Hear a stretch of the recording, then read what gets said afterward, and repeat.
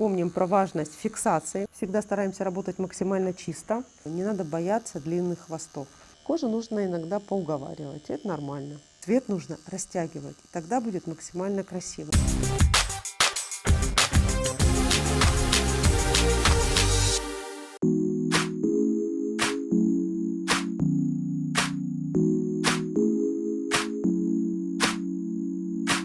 Всем привет! И я Ольга Костенецкая, и мы на канале Ханафи. И сегодня у нас вторая часть процедуры, именуемая коррекция. И я расскажу вам, как я это буду делать, как я это вижу, что, зачем и почему. Поехали! Ольга Костенецкая, мастер-преподаватель международного класса по искусству долговременного эстетического макияжа, в профессии более 16 лет, автор и тренер курсов повышения квалификации для мастеров перманентного макияжа. Ольга воспитала более 5000 специалистов, эксперт в области долговременного эстетического макияжа глаз, спикер и судья конгрессов и конкурсов по перманентному макияжу, визажист, стилист. Ольгу отличают деликатные и воздушные работы. В чем ее секрет и как ей удается безупречно выполнять каждую процедуру? Смотрите далее.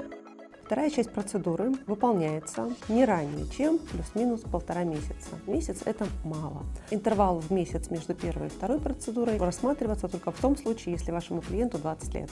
По тому, что я вижу, мне хочется, безусловно, сделать немного ярче, потому что девушка максимально молодая.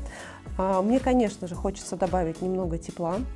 И я буду в большей части, во второй части процедуры работать оттенками максимально светлыми. Это номер 1, номер 2. И немного добавлю глубины по оттенкам номер 7, Deep Black. Начнем. Немного добавлю длины хвоста. И работать я сейчас буду оттенком номер 2. Hanafi Color Pigments. То есть я хочу сделать хвостик максимально длинненьким, золотистым. Помним про важность фиксации кожи. Максимально открываем нужный участок. Первичную анестезию я не использую, поскольку когда кожа максимально здорова, она очень хорошо принимает пигмент. Это не больно. Это позволяет работать максимально легко на нужной и правильной глубине. Медленно, до серединки понаряднее. И от середины чуть-чуть полегче и на вылет. Обязательно проверяем.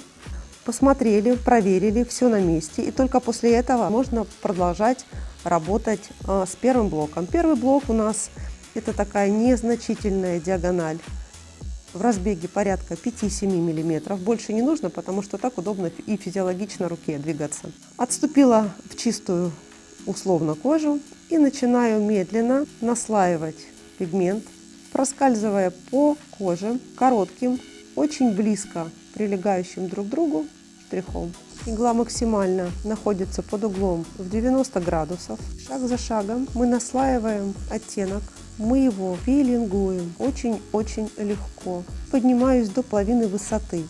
Остановились и обязательно проверили, потому что необходимо понимать, насколько правильно происходит имплантирование пигмента и насколько это все происходит атравматично. Если, допустим, кожа немного реагирует условно более бурно, то можно остановиться и добавить немного вторичной анестезии. Или же вы можете поменять длину штриха, сделать его более коротким. Сокращаем длину штриха и продолжаем наслаивать.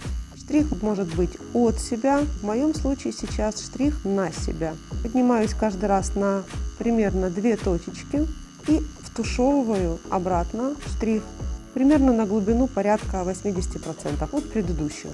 Тем самым очень хорошо достигается момент эффективности. Остановились, вновь посмотрели. Кожа не любит лишней воды, кожа не любит лишних натираний, поэтому первую половину процедуры я стараюсь работать исключительно ватными палочками, протирая, смотреть, что происходит. Сейчас в качестве подложки и в виде лессировки очень эффективно пройдусь и проработаю этот участок минеральным корректором Hanafi Color Pigments теплого оттенка для еще большей теплоты, для максимально правильного расположения пигмента в коже и последующего его красивого ношения.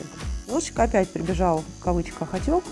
На этот участок нанесем немного анестезии. И не нужно красить сразу до видимого цвета. То есть цвет вы должны максимально качественно внести, цвет имеется в виду краситель, и подождать. Я не устаю повторять, хвостик стрелки никогда не соединяется с растушевкой. Он максимально сводится на нет и должен иметь 2-3 мм свободного края. Почему? Потому что, чтобы пигмент остался максимально видимым, его нужно внести количественно точкой много. Но для того, чтобы остался, как во вкусе-послевкусии, легкий намек, легкая растяжка цвета, цвет нужно растягивать. Тогда будет максимально красиво. Не надо бояться длинных хвостов. Тогда внешний угол глаза будет максимально дорого смотреться. Не будут такими, знаете, по заживлению тупыми края растушевок. Пока не докрасим этот участок, дальше ходить смысла нет. Я еще разок возвращаюсь в начало растушевки. Достаточно долго понаслаиваю в зоне полутени. Этот участок, как правило, незаслуженно обходят стороной мастера. Уделяйте больше внимания уровню полутени. Задача второй части процедуры в том числе сводится к тому, чтобы максимально достроить оттенок растушевки. Поэтому я наслаиваю, смотрю здесь и сейчас, насколько это красиво и тепло выглядит. Потому что по заживлению, как мы знаем, оттенок все равно становится прохладнее. Обязательно уделяем внимание при контурной зоне тот участок растушевки, который присоединяется к грани хвостика.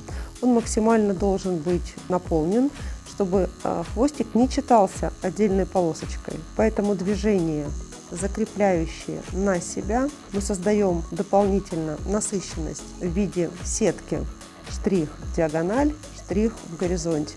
И проверили. Окей, теперь мы можем потихонечку переходить к следующему блоку. Каждый последующий блок ниже по высоте.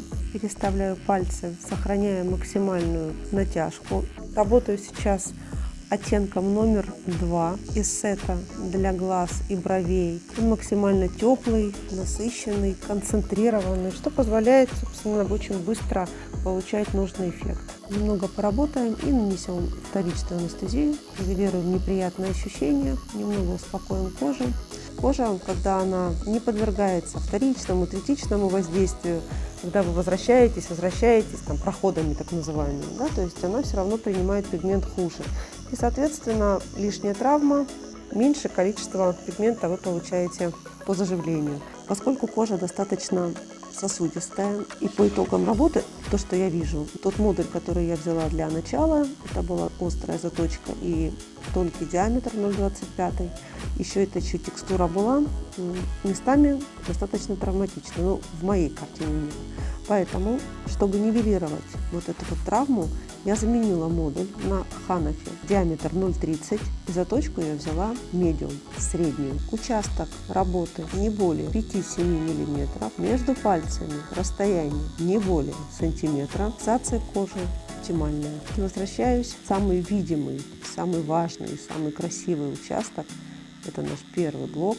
Когда мы доходим до объема глазного яблока, до центральной части, в этом месте вполне себе можно развернуть штрих из диагонального в горизонтальный.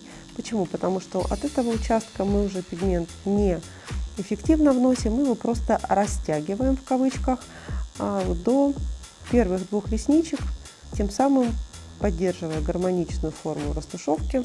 Здесь кожа максимально тонкая, поэтому просто достаточно легкого смещения по блокам, квадратом шага где-то примерно на 50%, и долго не наслаиваем. И обратно можно вернуться вот такой некой сеточкой в диагональном штрихе. Не забываем оставлять максимально открытым верхний контур или верхнюю границу растушевки. Мне кажется, этого более чем достаточно по высоте и теплоте, но все равно целесообразно подождать.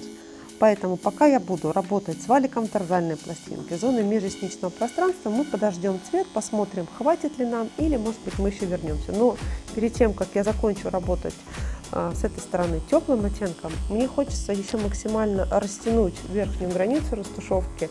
Я буду использовать разбавитель полупустой иглой и только жидкостью, растягивая оттенок на нет кожи, создаем максимально гладкий и плавный переход. Верхняя граница ни в коем случае не должна быть четкой, читабельной. Движения могут быть длинными, растягивающими от себя, или же они могут быть циркулярными. Переходим к черному. Можно немножечко его тоже подразбавить. И прокрасим зону межресничного пространства. Но сначала все-таки я рекомендую уделить внимание работе с валиком. Он должен быть максимально наполнен цветом. Он должен быть максимально бархатно растушеван. Поэтому сидим и эффективно его закрашиваем.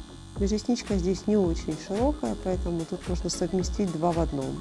И прокрасить зону межресничного пространства, добавить при необходимости. И в то же самое время развернуть руку и подниматься на валик. Обязательно выводим темную зону хвостика, поднимаем растушевку на 1/3, проверяем, достаточно ли. Помним, что цвет мы будем ждать. Сначала уголок, переход из падающего на сходящую линию, наслоили, еще, вновь добавили и сместили по хвосту. И пока не докрасим этот участок, мы к другому не перейдем. Обязательно сразу оттушевываем, размываем верхнюю границу, чтобы потом не тратить время и не дорастушевывать ее, когда она проявится. Если чувствуете, что прибежала слезка, лучше вытереть, потому что в мокром лучше не работать. Кожа не очень хорошо принимает пигмент, но нет ничего невозможного. Если красится плохо, значит просто мы красим дольше. Так бывает. И иногда бывает так, что на первой процедуре вы могли прям испытать все сложности. При том, что вы там знаете, умеете, знаете причинно-следственные связи, запомнили, записали себе в карточку клиента, что столкнулись с определенным рядом сложностей. Это на второй процедуре это может быть случиться просто вот легко, непринужденно, воздушно. Или же наоборот. Кожу нужно иногда поуговаривать, это нормально. Самое главное не принимать на свой счет, что вы что-то там не умеете или делаете не так. Если вы знаете, а я знаю, то просто я понимаю, что вот так. И ничего страшного, сидим и красим. Медленно, упорно. Понятное дело, что он поднимется, будет ярче, но мне хочется вот эту вторая часть процедуры сделать максимально такой вот прям густую, насыщенную работу. Я думаю, что сейчас мы дадим возможность коже успокоиться с этой стороны. Сейчас немножечко спадет незначительный, но отек, он все равно забирает насыщенность цвета. И при необходимости просто несколько минут вернемся на этот глаз. Ближний глаз. Очень удобно сидеть немного в диагонали к зоне хвостика.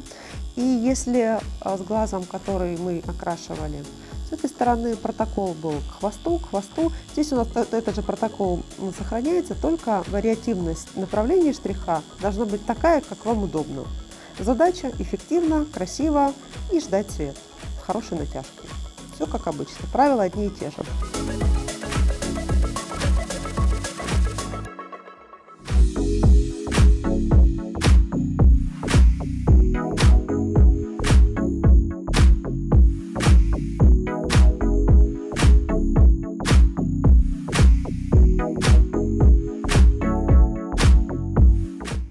Мы закончили. Получилось очень красиво. Ставьте лайки, задавайте вопросы, подписывайтесь на канал. Всех обняла. До скорых встреч. Пока.